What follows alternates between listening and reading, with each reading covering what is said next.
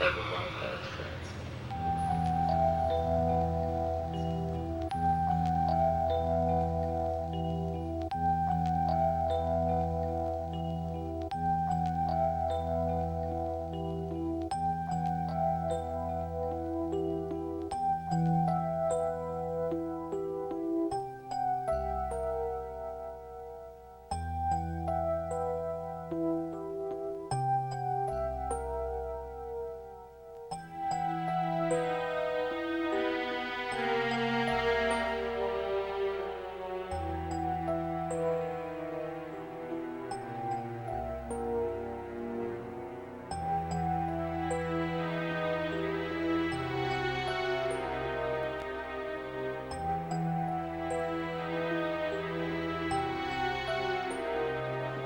Look at what the young people of the earth are doing now. All these younger generations here, they've all got your number.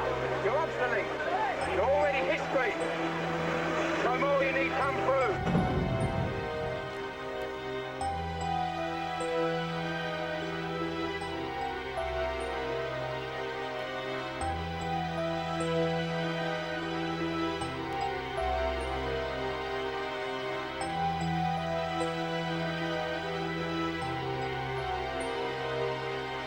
What is an urban legend? To many, it's a story that lacks facts, evidence, and it happens to a friend of a friend, and never to somebody that they really know or family member. An urban legend is just a legend, but what characterizes them as urban is really that they're modern legends. They're legends that are set in modern day times, associated with modern day technology, modern day society. There's nothing really special about an urban legend as such, other than we're struck by their contemporaneous qualities. We don't know where all of them derive from. We don't even know where most of them derive from. Some of them undoubtedly do arise from particular experiences, which are then told to other people, and then the oral process takes over, reshaping it, because once you're in an oral tradition, there's no referent back to the original situation. So oral tradition, if you've ever played telephone or something like that, you know how oral transmission can affect any particular communication. One of the most popular urban legends in America is the legend of Bloody Mary. There are many versions to Bloody Mary. If you look into a mirror when it's dark, look at the Bathtub on. It just has to be a mirror. No, it has to be a bathtub on too. 3 times she'll appear behind you. If you say it 6 times, she'll come and she'll kill you. Yeah, but the bathtub has to be on. What? That's a lie! No, it's not. I heard that like 6th grade. The bathtub. So undoubtedly some of them arise in real situations, but we have no idea what the real situations are anymore. Others come from older legends, and it can be demonstrated, at least certain ones of them or elements of some of the urban legends go back hundreds of years to earlier legends. Some of the early collections of legends in the Middle Ages were saints' legends.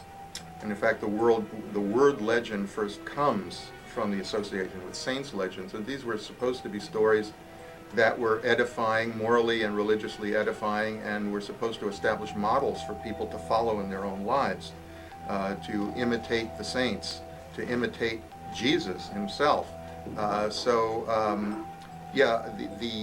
Many legends are morally edifying in the past. The urban legend doesn't strike us immediately as morally edifying, but it does raise some questions about how the modern world works, because some of these legends do question our assumptions about what kinds of principles govern the universe that we live in. Mm-hmm. Well, legends in general differ from fairy tales in the sense that fairy tales are fictions and generally known to be fictions. Only children sometimes regard them as real worlds. Adults don't. When you hear a folk tale, it's not like you're evaluating its truth all the time.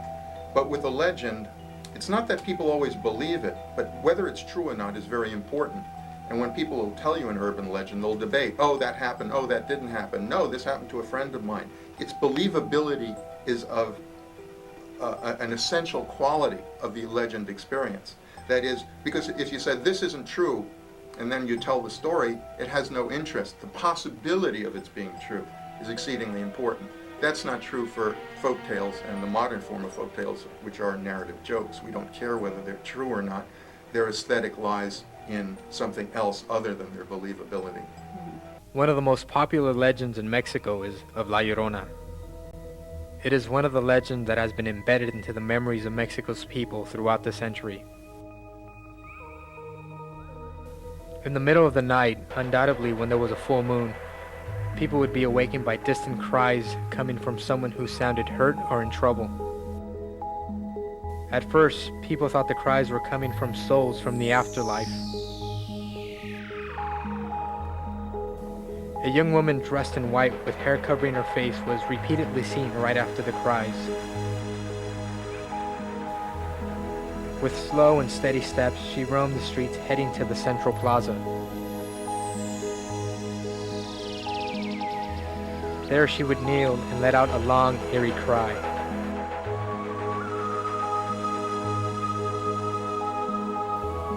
She then continued her journey into the edge of the rivers, which in those times crossed throughout the pueblos.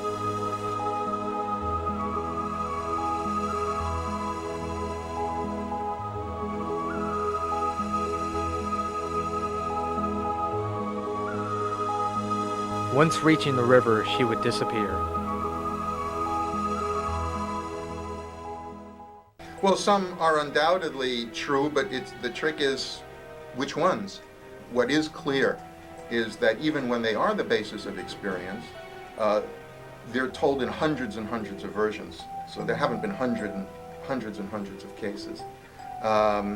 So that's pretty clear. And in some cases, we know that these legends go back decades, sometimes centuries, in which case we're not talking about stories that have happened in contemporary times. They've changed to suit contemporary times, just like jokes have. We can find jokes that really come from folk tales that are 500-600 years old, but we tell them as though they're contemporary jokes with refrigerators and lawnmowers and things like that, and we think consequently they describe the world today, but in fact they're developments from older forms.